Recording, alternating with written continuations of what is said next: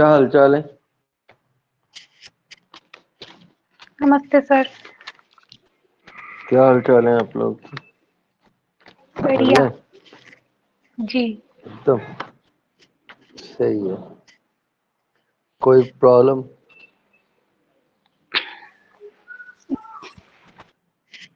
है? कोई problem?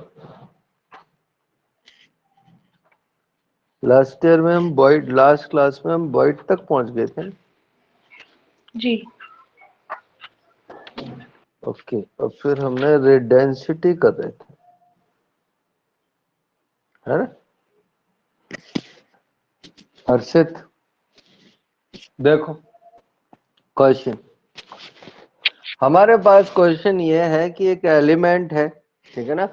Element present in BCC structure, element BCC structure में है विद सेल एज लेंथ। इसकी जो एज लेंथ है सेल की वो है 288 पिकोमीटर, 288 पिकोमीटर, और डेंसिटी है 7.2 ग्राम पर सेंटीमीटर क्यूब, ठीक है ना? हाउ मेनी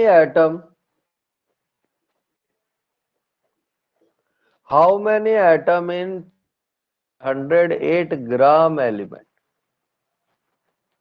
208 ग्राम में कितने एटम हो? तो अब इसके दो तरीके हैं करने के। एक तरीका तो एनसीईआरटी में गिवन, ठीक है ना, और दूसरा हमने बताया था। तो पहले हम अपना वाला डिस्कस करते हैं। अब देखो, इसमें वेट गिवन है ना, वेट गिवन है ना। जी सर। जब वेट गिवन हो तो एन का मतलब क्या होता है? तो एन का मतलब होता है नंबर ऑफ एटम। तो हमने डेंसिटी की जगह पर 7.2 रख दिया, जेड की जगह 2 रख दी, एम की जगह 208 रख दिया, और इसको पिकोमीटर को हमने क्या किया, सेंटीमीटर में बदल लिया। तो ये सेंटीमीटर में इतने सेंटीमीटर हो जाएगी,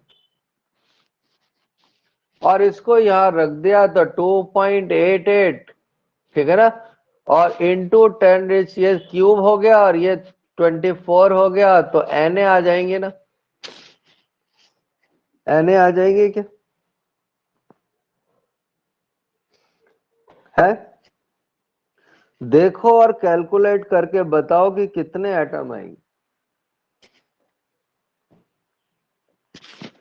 बता सकता है?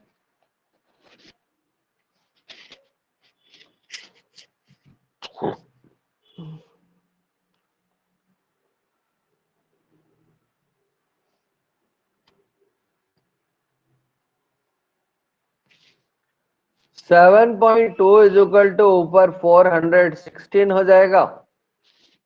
इसका जो क्यूब रूट है वो करीब करीब आएगा 24 के आसपास।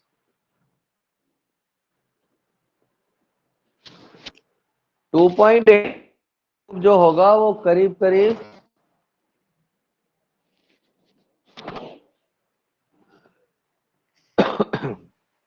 तो देखो कितने एटम आए।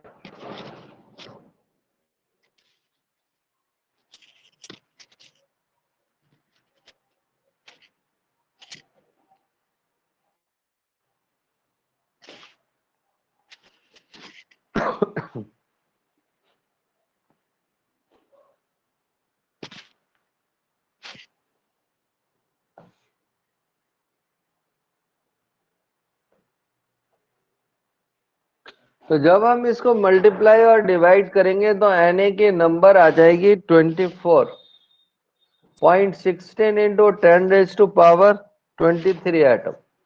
ओके, कोई डाउट है इतने में? अब हमें पता है कि दो एटम मिलकर एक यूनिट सेल बनाते हैं। तो 24.16 into 10 raise to power 23 atom मिलकर कितनी यूनिट सेल बनाएंगे? तो 22 divided by 2 is equal to 12.08 into 10⁻⁻23। समझ आ रहा है? क्लियर है?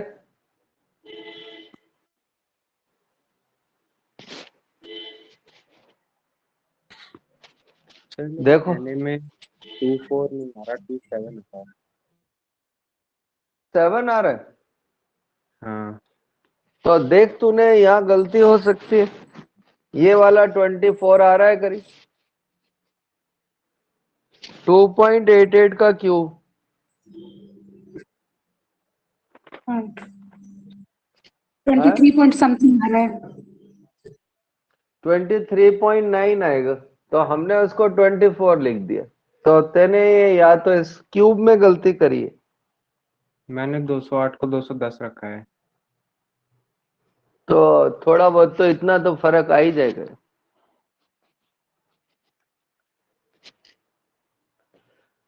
पर उससे तेरा कितना आ रहा है? 27 से तो काफी अप्रिशिएबल डिफरेंस है ना? यस, मैं देखता हूँ एक बार। कोई डाउट है?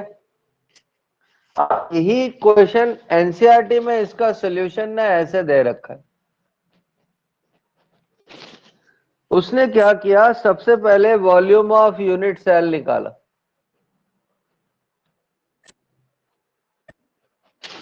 वॉल्यूम ऑफ यूनिट सेल निकाला तो इसका आ गया 288 का क्यूब। इसको उसने सेंटीमीटर में सॉल्व किया तो 23 इंटू 10⁻⁻, इतने सेंटीमीटर क्यूब आ गए। फिर उसने क्या किया, वॉल्यूम ऑफ 208 ग्राम निकाला। और हम सब छोटी क्लास से पढ़ते हुए आ रहे हैं, किसी का वॉल्यूम निकालना हो तो उसके मास को डेंसिटी से डिवाइड करो। इससे डिवाइड किया तो ये वॉल्यूम 28.88 सेंटीमीटर क्यूब आ गया। अब हमें पता है ये वाला वॉल्यूम कितनी यूनिट सेल का है। ये वाला वॉल्यूम कितनी यूनिट सेल का है? सिंगल यूनिट सेल का। तो 23.9 इंटू 10⁻⁻24 में एक यूनिट सेल है। तो बताओ 28.88 में कितनी होंगी? तो 28.88 डिवाइडेड बाय 23.9 इंटू 10⁻24, ये करीब इतनी आ गई, इतनी यूनिट सेल आ गई। अब हम जानते हैं एक यूनिट सेल बीसीसी 2 एटम्स बनाती, एक 2 एटम बनाती, तो टोटल कितनी हो जाएंगी है? टोटल कितनी हो जाएंगी? तो एक यूनिट सेल को दो एटम बनाते हैं, 12.08 को कितने बनाएंगे? मल्टीप्लाई कर देंगे ना, तो 24 आ जाएगी। इसमें अकल की जरूरत पड़ेगी, क्योंकि हमें पहले एक यूनिट सेल का वॉल्यूम निकालना है, फिर हमने सब्सटेंस का वॉल्यूम निकाला, ठीक है ना? फिर हमने ये किया। तो ये वाला जो पोर्शन है जो एनसीईआरटी में सॉल्यूशन गिवन है, वो अकल का पोर्शन है, और अकल कम है तो ये ज्यादा बेटर। ये एक ही फॉर्मूला हमेशा काम करेगा, बस कंडीशन अप्लाइड करनी है, जबकि उस वाले केस में ऐसा नहीं है। उस वाले केस में ऐसा नहीं। क्लियर?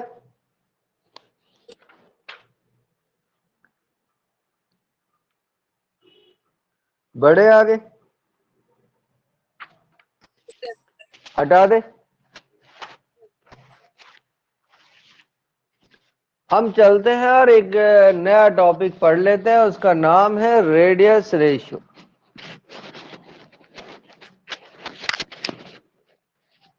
उसका नाम है रेडियस रेशियो।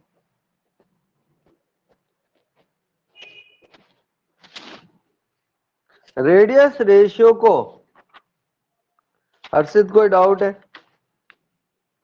रेडियस रेशियो का मतलब है अगर हम कैटाइन के रेडियस को एनाइन के रेडियस से डिवाइड कर दें अगर हम कैटाइन के रेडियस को एनाइन के रेडियस से डिवाइड कर दें तो जो वैल्यू आती है उसको हम रेडियस रेशियो कहते हैं, ठीक है ना।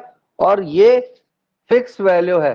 अगर ये रेडियस रेशियो इसके बीच में है तो कोऑर्डिनेशन नंबर 3 होगी, और इसमें जो वॉइड होगी वो ट्राइएंगुलर होगी। और इसका जो अच्छा एग्जाम्पल है वो B2O3।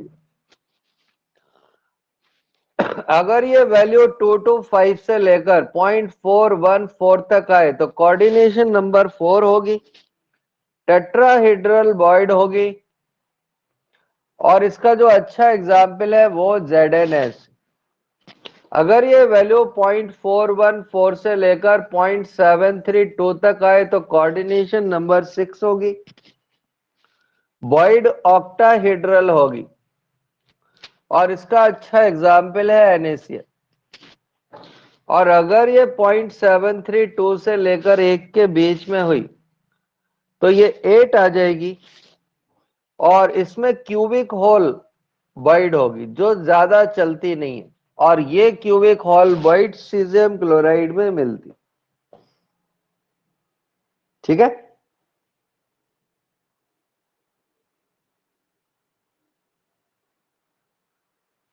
कोई डाउट है? यहां पर एक क्वेश्चन और बनता है कि जो कोऑर्डिनेशन नंबर है वो डायरेक्टली प्रोपोर्शनल प्रेशर के होती और इनवर्सली प्रोपोर्शनल टेम्परेचर होती। तो अगर हम प्रेशर बढ़ाएंगे तो कोऑर्डिनेशन नंबर को क्या हो जाएगा? अगर हमने प्रेशर बढ़ाया तो कोऑर्डिनेशन नंबर बढ़ जाएगी, और टेम्परेचर बढ़ाया तो कम हो जाएगी। तो यहां पे ये क्वेश्चन काफी बार आ सकता है, सीजियम क्लोराइड की कोऑर्डिनेशन नंबर 8 होती है, नहीं, NaCl की कोऑर्डिनेशन नंबर 6/6 होती है। और अगर हम इसका टेम्परेचर बढ़ा दें तो बताओ कितनी हो जाएगी? तो टेम्परेचर से ये बढ़ जाएगी, और बढ़ जाएगी तो ये 8 × 8 हो जाएगी। और इसी क्वेश्चन के आने के सबसे ज्यादा चांस होते हैं, ठीक है ना। सबसे ज्यादा चांस इसलिए होते हैं क्योंकि अगर हम और किसी को डिस्कस करें तो उसमें वेरियस आंसर आ सकते हैं। क्लियर है? टेम्परेचर देखो कोई बढ़ाने पे क्या डाउट है? होगा? टेम्परेचर बढ़ाया NaCl का तो सीजियम क्लोराइड की स्ट्रक्चर हो जाएगी, इसकी कोऑर्डिनेशन नंबर बढ़ जाएगी ना। हाँ, तो बढ़ाने पे प्रेशर से कोऑर्ड हाँ, टेम्परेचर बढ़ाया तो के कम होगी। कोऑर्डिनेशन। यार शाम अच्छा नहीं, गलत लिख दिया, सॉरी। क्या हो रहा है?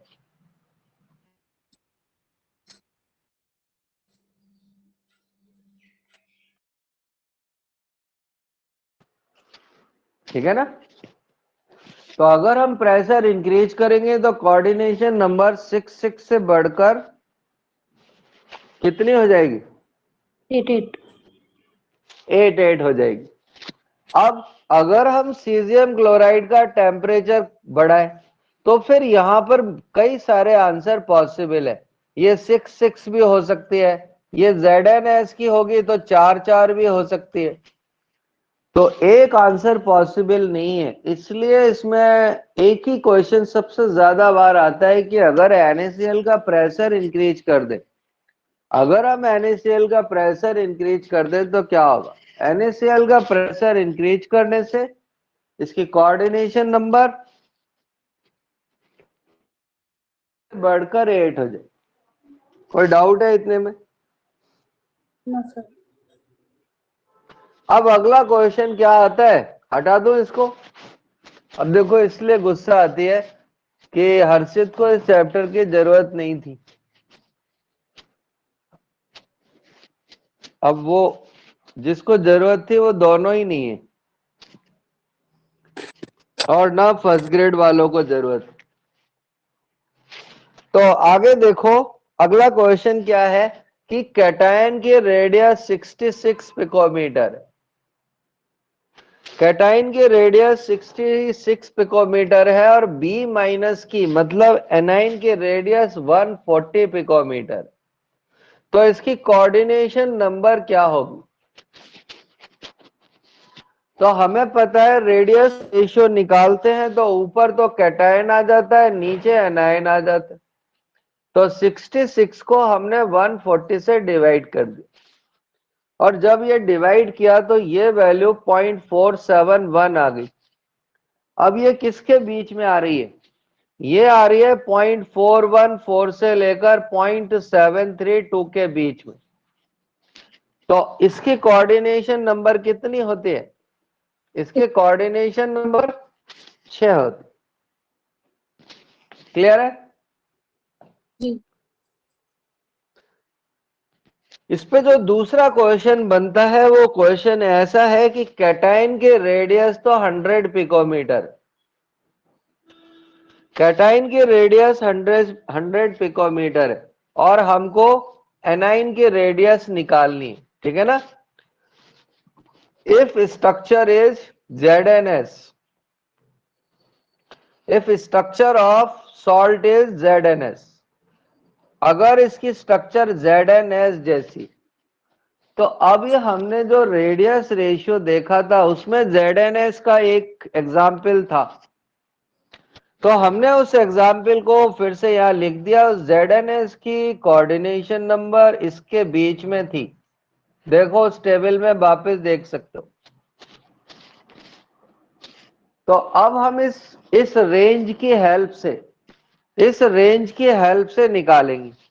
तो जब हम एनाइन के रेडियस निकालेंगे तो एक बार तो इसे 0.225 से डिवाइड कर देंगे और दूसरी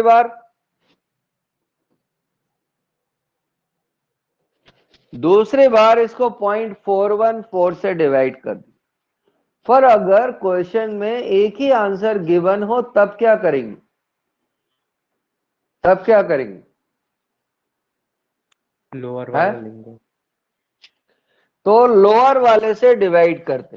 तो देखो मैंने इसको यहां वैल्यू को पुट कर दिया, तो ये हो जाएगा कितना था कैटाइन 100 का, तो 100 डिवाइडेड बाय 0.225 से लेकर 100 डिवाइडेड 0.414, और जब हमने इसको डिवाइड किया, ठीक है ना, तो इससे तो आई ये वैल्यू 0.444 और इससे जो वैल्यू आई वो आई 241.6। तो बताओ अगर रेंज पूछी तो आंसर ये हो जाएगा, और अगर रेंज नहीं पूछी तो क्या होगा? तो फिर ये वाला आंसर से। क्लियर है?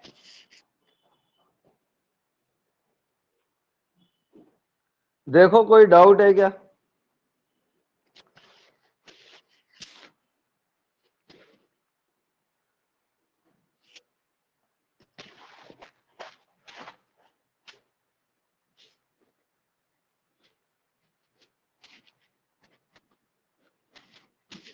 हटा दे।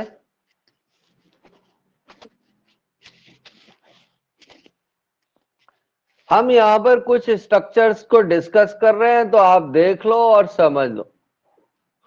तो सबसे पहली स्ट्रक्चर हमारे रॉक सॉल्ट स्ट्रक्चर, और रॉक सॉल्ट स्ट्रक्चर का मतलब होता है NaCl। रॉक सॉल्ट स्ट्रक्चर का मतलब होता है NaCl की स्ट्रक्चर हम डिस्कस करने वाले। तो देखना first point, Cl adopt CCP structure, और CCP का ही दूसरा नाम होता है FCC स्ट्रक्चर। अगर कहीं पे CCP या FCC लिखा हुआ आ जाए तो समझ जाओ कि ये कॉर्नर पे भी है और प्लस फेस पर भी है। और ओवरऑल कितने हो गए? देखो ओवरऑल कितने हो गए? ओवरऑल ये 4Cl हो गए। क्लियर है? जी। अब ध्यान से देखना दूसरी पॉइंट, जो सोडियम है ना वो ऑक्टाहेड्रल वॉइड में प्रेजेंट है। Present in octahedral wide. तो कल हमने पढ़ा था कि एक एटम के लिए कितनी ऑक्टाहेड्रल वाइड होती है? एक। एक एक के लिए एक होती है, तो 4 Cl के लिए कितनी होंगी? चार तो 1 एटम के लिए 1 ऑक्टाहेड्रल वाइड होती है, तो 4 Cl के लिए कितनी हो जाएंगी? 4 ऑक्टाहेड्रल वाइड। इसका मतलब कितना हुआ? 4 Cl प्रेजेंट। क्लियर? यस और सर। कल ही मैंने आपको एक इंफॉर्मेशन और दी थी कि ऑक्टाहेड्रल वाइड की लोकेशन क्या होती है?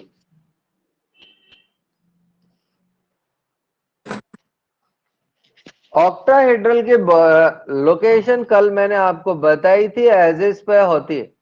तो एजेस 12 होती हैं, एक का कंट्रीब्यूशन 1/4 होता है, और एक बॉडी के सेंटर पे होती है। इन सबको जोड़ा तो देखो कितने Cl आ गए? 4 Cl। अब आपकी चॉइस है कि आप डायरेक्ट वॉइड से निकालते हो या ऐसे निकालते हो। अब हमने 4 Cl और 4 Na को जोड़ दिया, तो बताओ कितनी फॉर्मूला यूनिट बन गई? 4। 4 NaCl। तो Z की वैल्यू कितनी हो गई?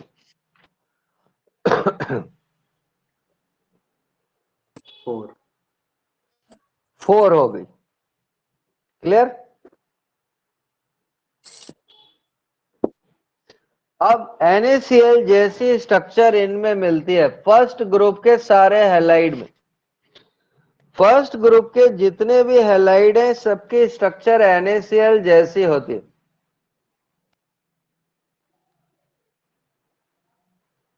दूसरी बात, Ag के हैलाइड, Ag के सारे हैलाइड की स्ट्रक्चर इसके जैसी होती है, सिर्फ किसको छोड़ दें? Except AgI। AgI में AgCl जैसी स्ट्रक्चर नहीं होती। तीसरा, oxide of second group. Second group के ऑक्साइड की स्ट्रक्चर भी बिल्कुल किसके जैसी होती है?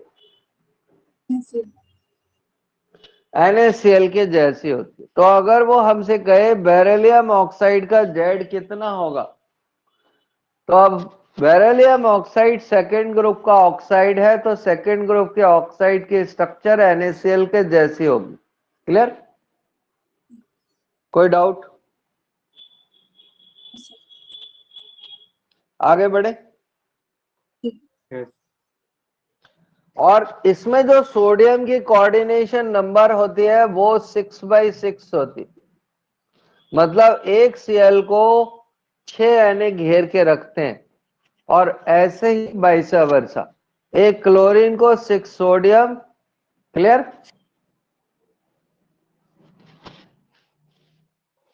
अब हम चल रहे हैं सीजियम क्लोराइड स्ट्रक्चर की तरफ।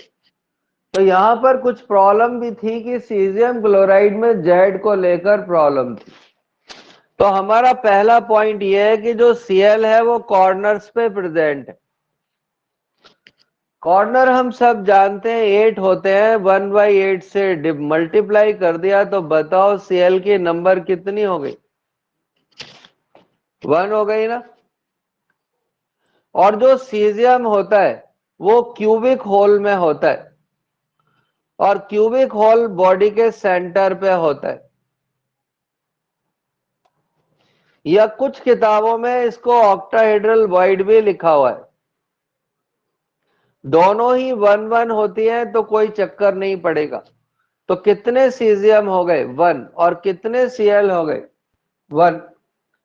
हमने दोनों को जोड़ दिया तो कितनी फॉर्मूला यूनिट बन गई? एक बनी ना। एक बनी तो Z की वैल्यू क्या हो गई? Z की वैल्यू 1 होगी। क्लियर है? इसकी अगर हम स्ट्रक्चर ड्रॉ करते हैं तो इसकी स्ट्रक्चर ऐसी होगी।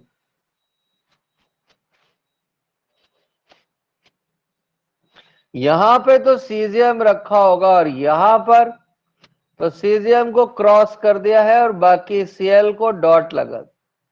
तो देखो बीच वाला जो सीजियम है, बीच वाला सीजियम कितने से डायरेक्टली कनेक्टेड है? 8 से। इसलिए सीजियम क्लोराइड की कोऑर्डिनेशन नंबर 8/8 होती।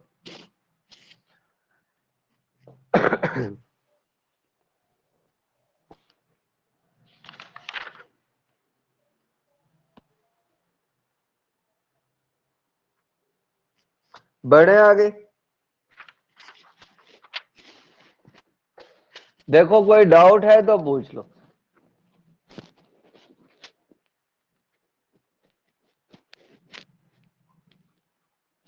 अब हम पढ़ रहे हैं ZnS स्ट्रक्चर। ZnS स्ट्रक्चर में जो सल्फाइड होता है, सल्फाइड एडॉप्ट करता है FCC और CCP स्ट्रक्चर। तो बताओ CCP और इससे क्या पता लगता है? इससे हमको पता लगता है, ठीक है ना, इससे हमको पता लगता है कि सल्फाइड कहां कहां पर है।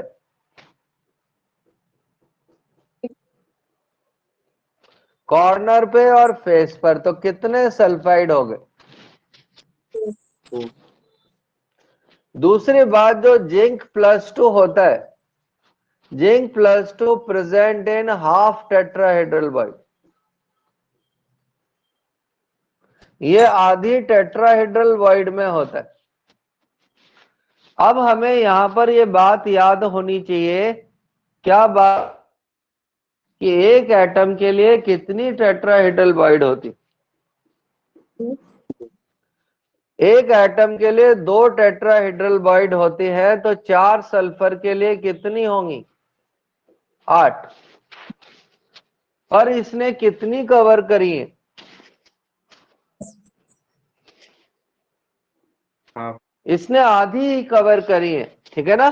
But zinc cover half, but zinc cover half, that is means 8 का आधा कितना हो जाएगा? 4 हो जाएगा। तो बताओ कितने जिंक है और कितने सल्फर है? 4। तो जेड की जेड जेड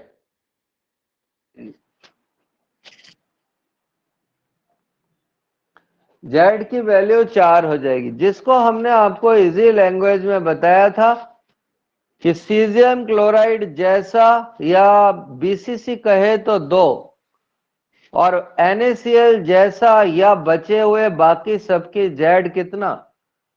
4। कोई बता सकता है जिंक यूनिट सेल में कहां मिलेगा? जिंक +2 मिलेगा बॉडी डायगोनल पर, क्योंकि कल की क्लास में हमने आपको बताया था कि टेट्राहेड्रल वॉइड बॉडी के डायगोनल्स पे होती है। क्लियर है?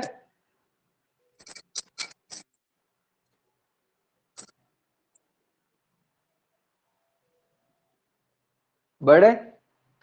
और जिंक सल्फाइड जैसी स्ट्रक्चर इसमें मिल, देखो अभी ये किसी का एक्सेप्शन था क्या?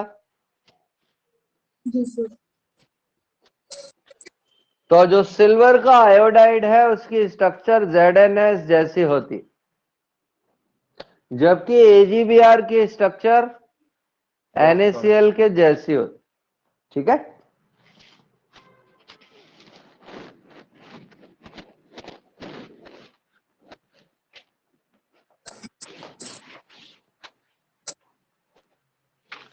आगे बढ़े।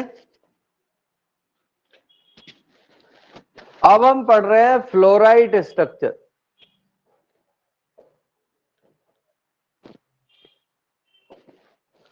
फ्लोराइड स्ट्रक्चर हम उसको कहते हैं जिसमें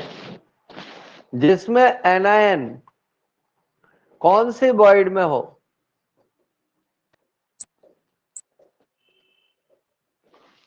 जिसमें एनायन टेट्राहेड्रल वॉइड में हो उसको हम फ्लोराइड स्ट्रक्चर कहते हैं। और इसका एग्जाम्पल होता है सेकेंड ग्रुप के हैलाइड। सेकेंड ग्रुप के हैलाइड हैं उनमें फ्लोराइड स्ट्रक्चर मिलती है, एग्जाम्पल CaF2। अब हम इसको डिस्कस कर रहे हैं। First point, calcium CCP structure में मिलता है या FCC में। ये लाइन कहीं भी लिखी हुई दिख जाए तो इसका क्या मतलब होता है? 4 कैल्शियम। इसका मतलब होता है कि 4 कैल्शियम होंगे। तो 8 इंटू 1/8 प्लस 6 इंटू हाफ बराबर 4 हो जाएंगे। क्लियर? अब जो F है, F TB में प्रेजेंट है, टेट्राहेड्रल वॉइड में। तो 4 कैल्शियम के लिए कितनी टेट्राहेड्रल? 8। अगर हम इनके फॉर्मूले बनाएं तो कितने फॉर्मूले बन जाएंगे?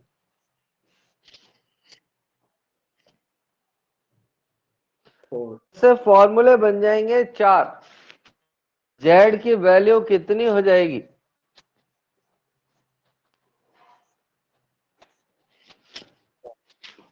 दूसरी बात, कैल्शियम की कोऑर्डिनेशन नंबर जो कम होता है उसकी ज्यादा होती है, और जो ज्यादा होता है उसकी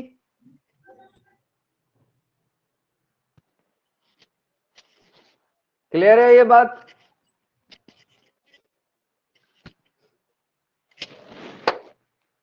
देखो किसी को डाउट है इतने में? और जो नेक्स्ट स्ट्रक्चर है उसका नाम है anti fluoride structure.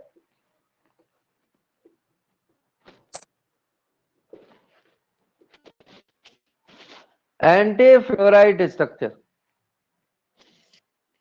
Anti fluoride structure का मतलब क्या होगा? एंटी फ्लोराइड का मतलब होगा कैटायन टेट्राहेड्रल वॉइड में होगा। कैटायन टेट्राहेड्रल वॉइड में होगा।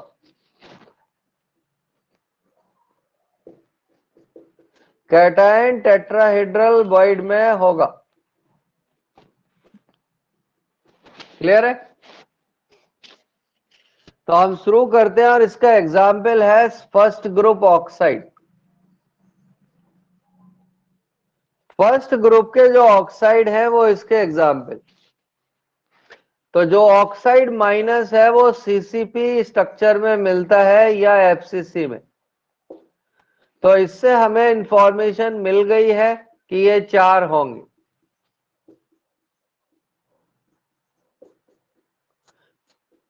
नंबर 2, जो सोडियम है वो टेट्राहेड्रल वॉइड में है।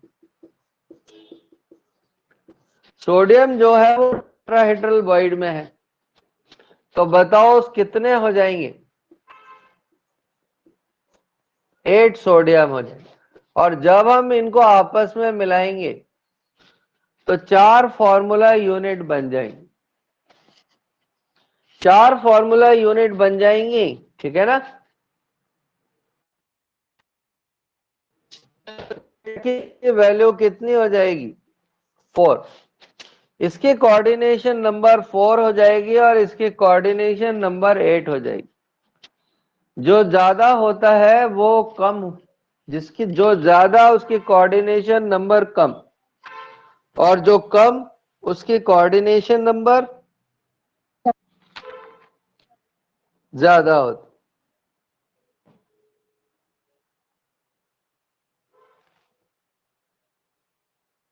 देखो कोई डाउट है क्या?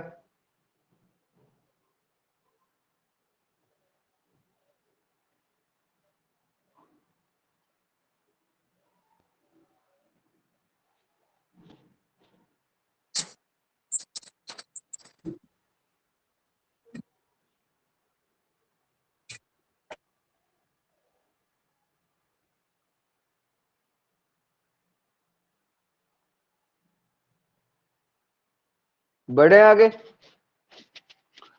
और इसमें लास्ट आता है हमारा स्पाइनल स्ट्रक्चर।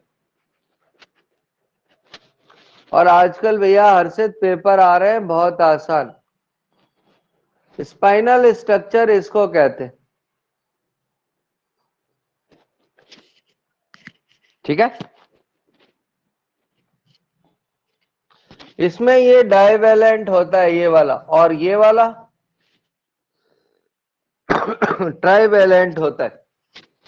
ये जो होता है वो कौन सी बॉइड में होता है? टेट्राहेड्रल बॉइड में होता है। और ये वाला कौन सी बॉइड में होता है? ऑक्टाहेड्रल बॉइड में होता है। ये 1/8 बॉइड कवर करता है और ये हाफ ऑक्टाहेड्रल बॉइड को कवर करता है।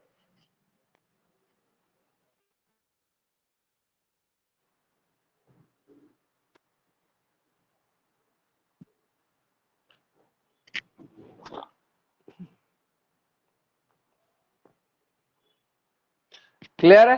और इसका एग्जाम्पल हो जाएगा MgAlO4। और अब बची आखिरी anti spinal structure. Anti spinal structure का इंपॉर्टेंट एग्जाम्पल है Fe3O4। और Fe3O4 दो ऑक्साइड का मिक्सचर होता है।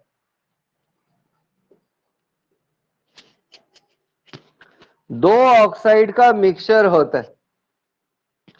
जो +2 होता है वो ऑक्टाहेड्रल बॉइड में होता है, और Fe2O3 दोनों ही बॉइड में प्रेजेंट होता है हाफ हाफ। तो यही पूछा जाता है कि स्पाइनल में ये स्पाइनल है या नहीं है, एक बात। दूसरी बात, कैटायन कौन सी बॉइड में होगा +2 वाला? डाउट है? Tidal. Octahedral. है? तो ये ऑक्टाहेड्रल बॉइड में होता है, जो हमको याद करना पड़ेगा। दोनों ही ऑक्टाहेड्रल में। +2. फिर से देख ले, ये +2 तो फुल ऑक्टाहेड्रल बॉइड को कवर करता है, पूरी को। और +3 वाला जो है वो ऑक्टा में भी है और टेट्रा में भी, और हाफ हाफ कवर करता है। क्लियर? यस। बता, तेरे को इस चैप्टर में क्या डाउट है अर्षित? यही वाला पार्ट था जो हर बार पढ़ना होता है, मैं पढ़ लिया ये वाला था। स्ट्रक्चर? हाँ, हमने तेरी वजह से ही स्ट्रक्चर पढ़ाई है अभी, कि जिसको पढ़ना था वो आई नहीं, वो प्रोग्राम है, क्योंकि इसे सेकंड ग्रेड देना नहीं, ठीक है कि नहीं? और फर्स्ट ग्रेड में है नहीं, ठीक है ना? अब हमें लगता है कुछ दिन के लिए क्लास को वो करना पड़ेगा, डिवाइड, अलग अलग कर। मतलब इससे पहले तेरे हर्षित क्या टाइम शेड्यूल है? इवनिंग तो पूरा फ्री है आप लोग तो। है? इवनिंग में तो फ्री हूँ मैं, कोई क्लास नहीं होती इवनिंग में। अनअकैडमी में क्या किस टाइम चलती है क्लास तेरी? अकेडमी तो मैं मतलब दोपहर में फ्री हो जाता हूँ 2 बजे। है? 2 बजे फ्री हो जाता हूँ अकेडमी में तो। अच्छा, 2 से? नहीं, 2 बजे से पहले फ्री हो जाता हूँ। फ्री हो जाता है तो तेरी फ्री है, तो तुझे तो कोई प्रॉब्लम नहीं है अगर हम थोड़ा बहुत, ठीक है ना? Yes sir. हम क्या है, इसमें क्या है कि जब हम इसकी वीडियो बनाते हैं ना, फ्रंट वाले से रिकॉर्ड करते हैं, तो हमें लग रहा है हमें सारी वीडियो वापस से बनानी पड़ेगी। तो अब हमारे पास दो ही ऑप्शन बचते हैं, या तो हम 20-30 हजार रुपए खर्च करें, ये क्लास प्लस में पड़ा।